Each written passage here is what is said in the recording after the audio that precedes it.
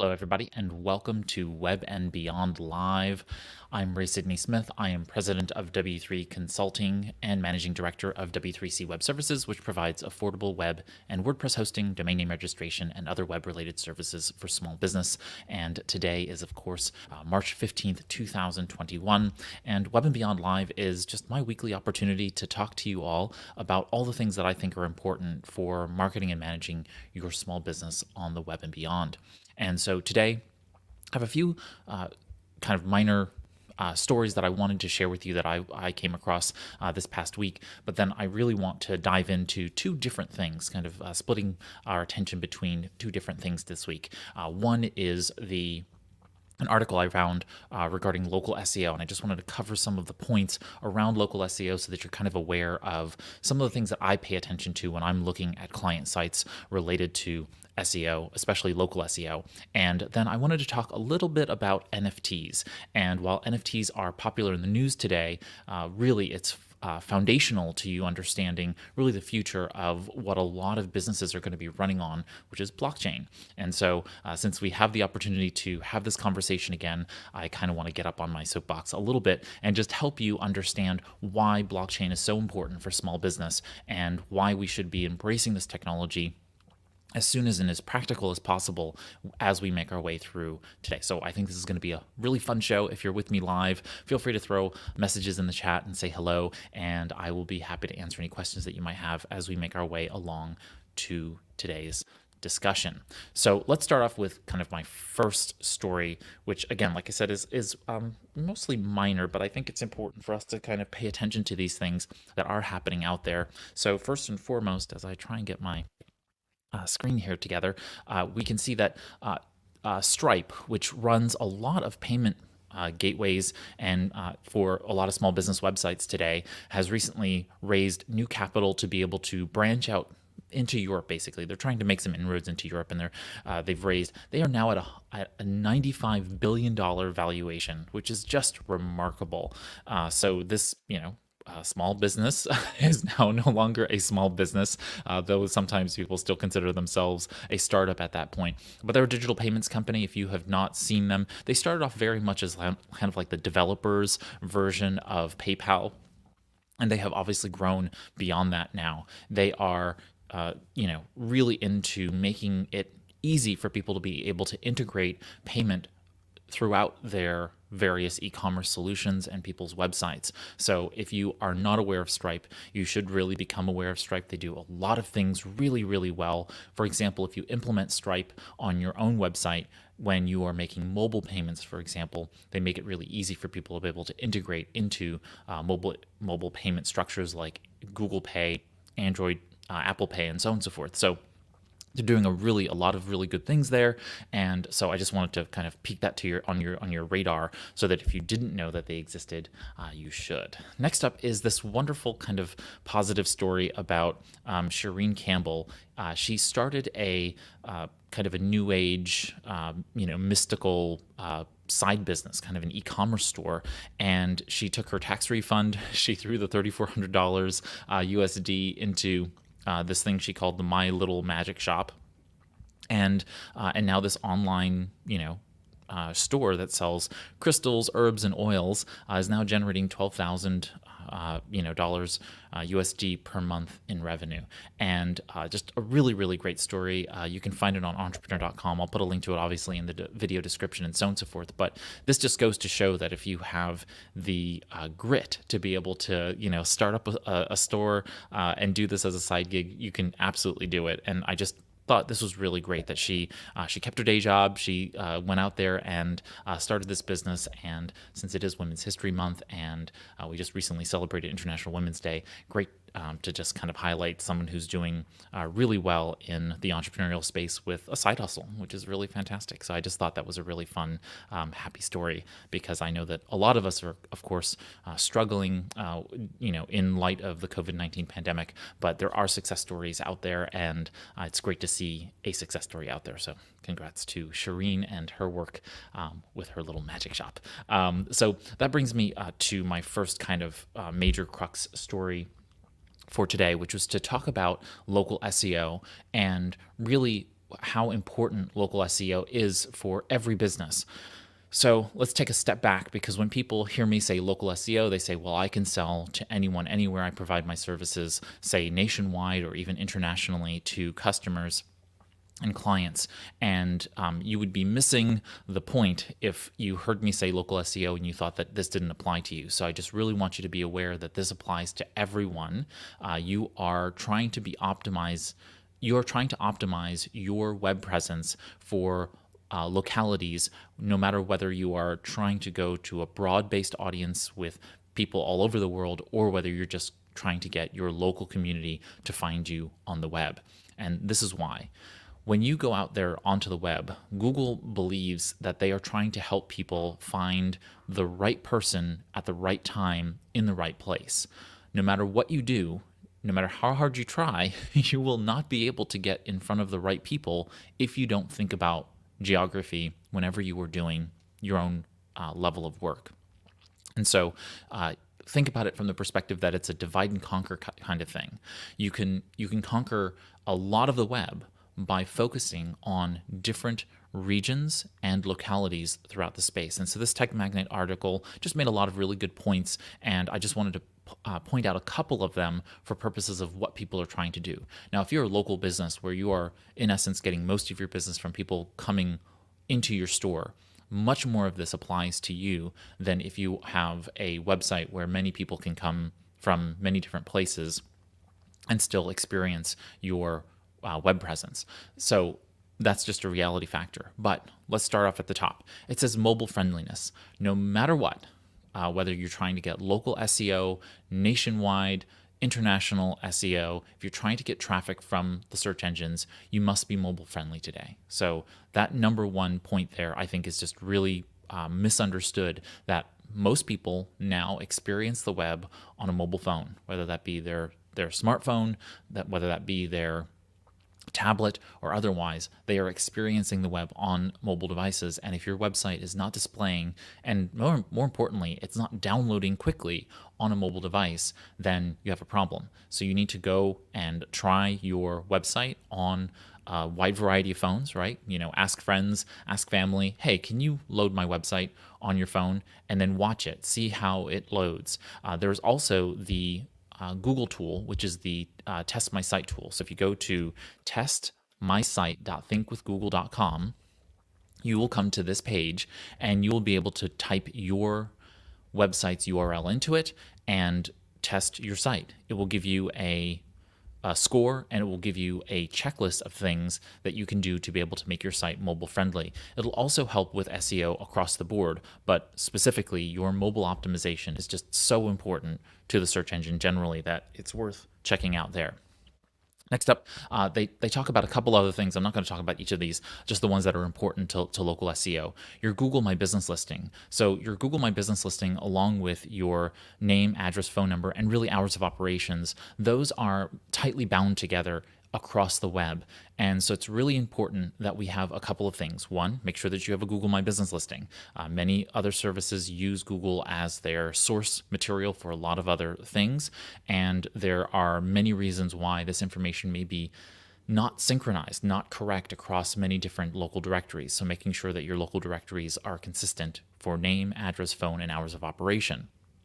Now, your address, your location, that is the physical location where you are pinned on the map, is Google's number one criterion for driving traffic to your website, to your Google My Business listing, not necessarily to your website. So we want to be cognizant of the fact that where I am as a consumer and where you are as a business is really the number one criterion. Beyond that, though, we then look at things like reviews, number 5 here. So reviews and feedback on your Google My Business listing, but across the web, even including reviews that end up being on your website themselves, because you can actually have reviews formatted using the schema.org schema, that little metadata that's put onto the website that helps people see that this is a review versus this is just some other kind of content. You can actually have those kinds of reviews surface all over the web. So we are caring about making sure that our name, address, phone, and hours of operation are consistently correct across the web, wherever they might show up in different local directories, making sure our Google My Business listing has the correct address and as well the correct, name and phone and hours of operation, and then that we are consistently soliciting positive reviews. This is new content on a regular basis being added to your listing, and that tells Google that you're active, that people are coming to your business, and that people are caring about your business. It's not really about positive reviews here. So I know that this seems a little bit misleading here, that you have to have positive reviews. The star review is actually a subjective term, not something that Google looks at in terms of surfacing your business versus others. So if you have a 3-star review on your site, that's going to be judged by humans, not necessarily by Google. They are looking for consistent new reviews coming to the site so that they can make sure that business is actually getting new business. They want to see that people are trafficking your retail location, and therefore whether or not they should send more traffic to that business, right? So people can come to a business and be unhappy, but still get their be satisfied with what Google is directing them to. Then we can skip a couple of these other things. These are, address in the schema markup, in your footer, adding your state and city name in meta tags and so on and so forth. All of those are positive things. Most often than not, though, your content management system is handling all of the various pieces of the puzzle when it comes to those things. What you should make sure you're doing, though, is that when you are titling pages on your website, make sure that you put locality in your pages.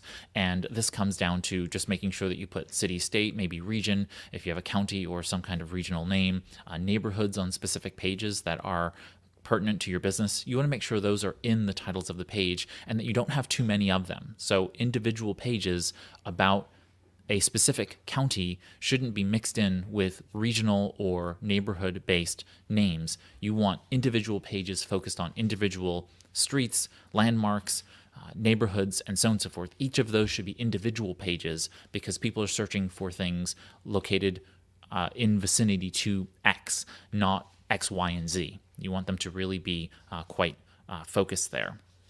And of course, they talk about publishing original, informative content. That's great. And of course, those need to be localized, going back to number 7, where you want to make sure the names of pages are properly structured there. Couple things that people don't also remember in kind of thinking about local SEO is that local SEO doesn't stop at your website. And so here from 9, 10, 11, those 3 are actually really important because what they do is they extend beyond your website to potentially event directories like Eventbrite and Alignable and other places where people post events, Facebook events, for example.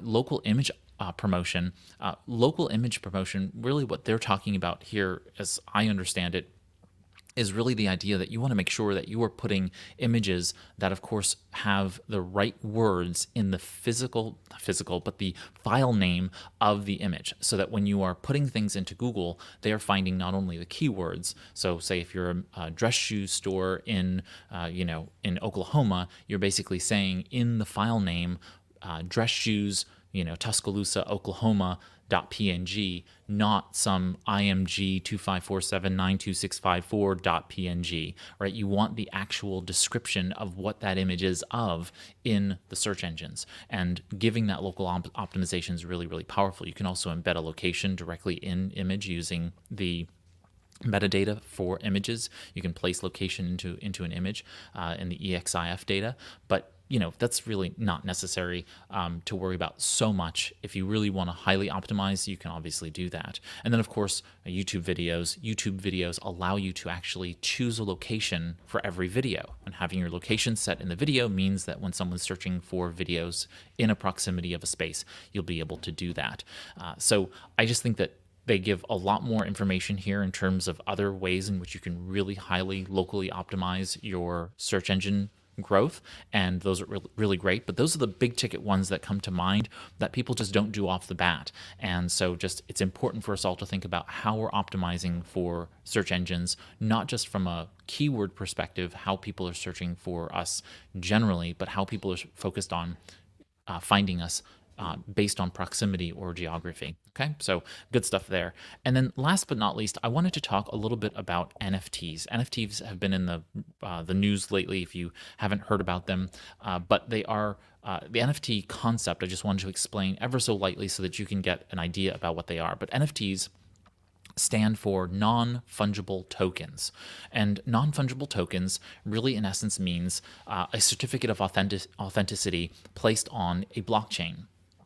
And so why does this matter to you? Well, this matters to you because there are a bunch of artists out there right now, including major sports organizations and otherwise, that are selling NFTs now. And we know as business owners that having diversified revenues, different opportunities to be able to sell things is really important and powerful.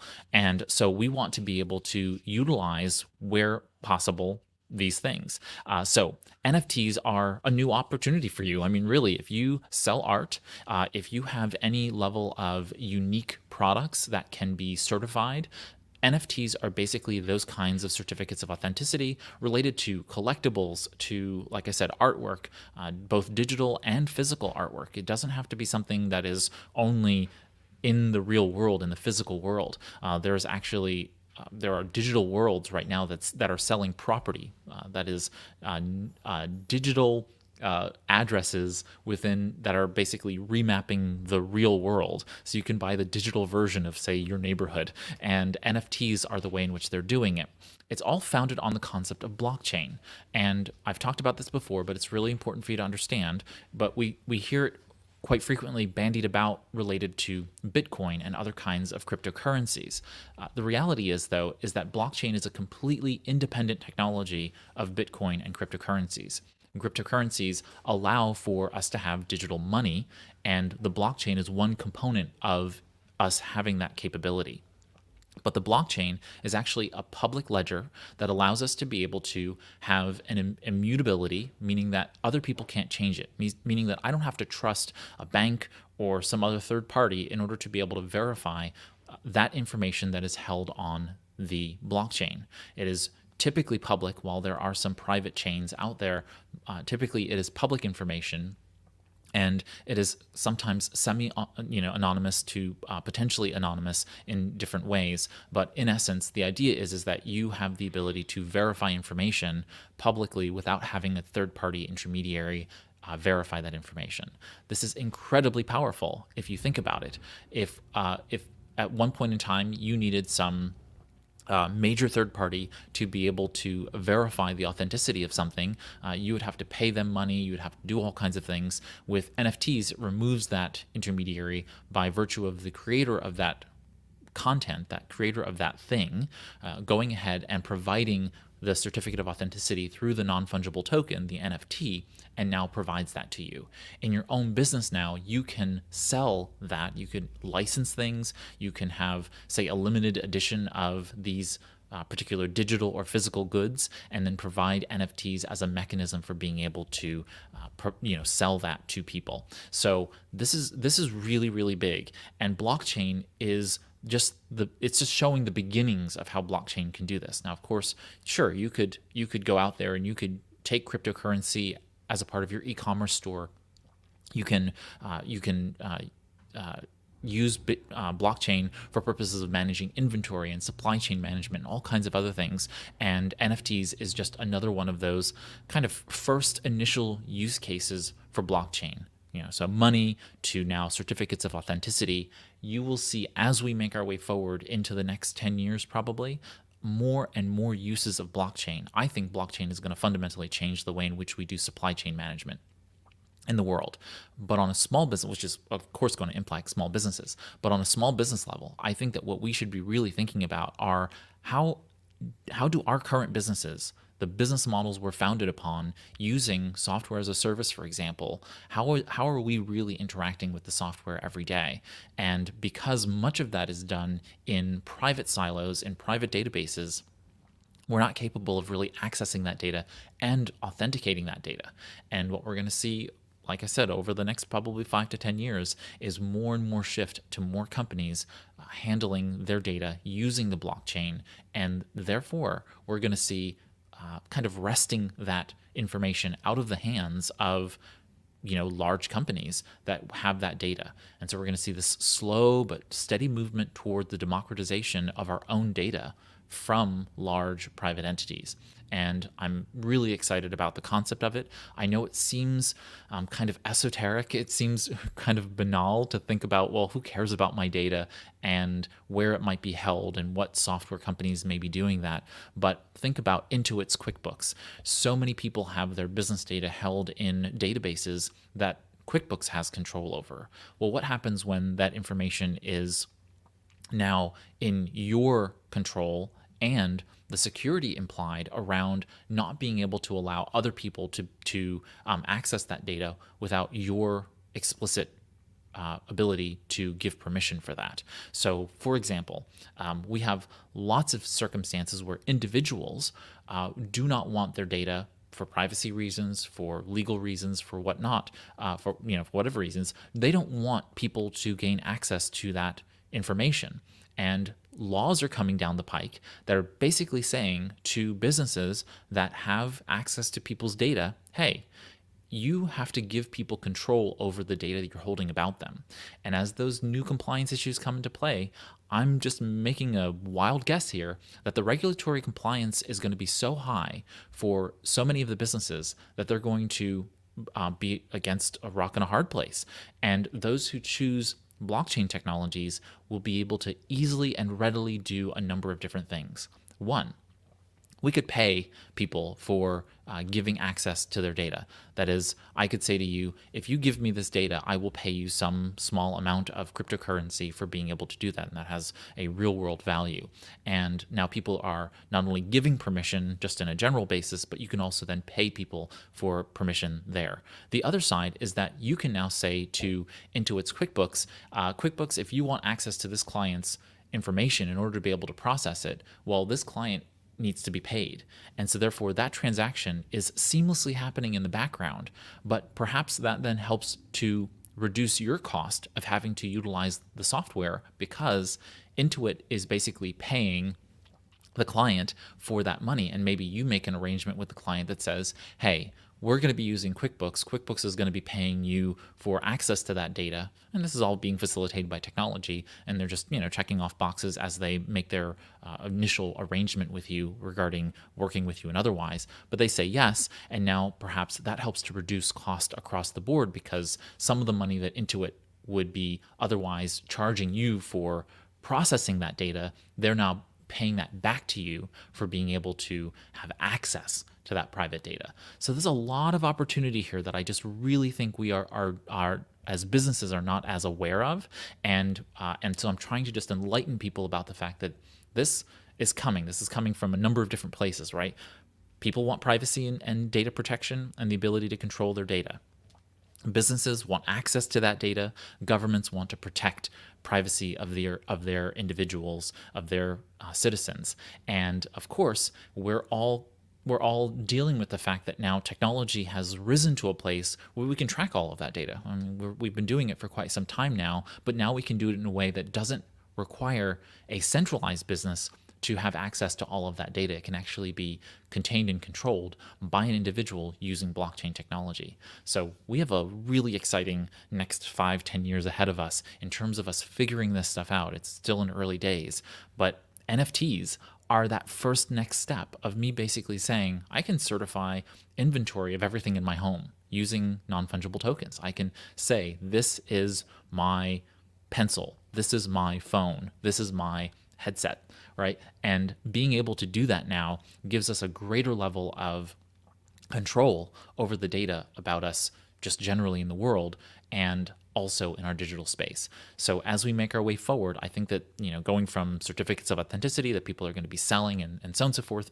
great new business opportunity, all good there. I just think that we're going to see, this is just like the tip of the iceberg in what is going to come forward in terms of opportunities for us out there. And so with that, that is really what I wanted to cover today. I just wanted to talk a little bit about the concept of non-fungible tokens, talk a little bit about local SEO. Hopefully those things were of use to you in kind of understanding and contextualizing the world that is kind of coming. We're getting there. And so we have reached the end of our time together today. I really want to thank you for joining me here for Web and Beyond Live. If you have a question, feel free to leave a comment. Feel free to message me on Twitter. I'm at W3 Consulting, so at W3 Consulting on Twitter. And you can join us here every Monday, typically at 11 a.m. Eastern. And then otherwise, thanks so much for spending this Web and Beyond live with me. I'm Ray Sidney Smith on behalf of W3 Consulting and our subsidiary W3C Web Services. Have a great week ahead, marketing and managing your small business on the Web and Beyond. Take care, everybody.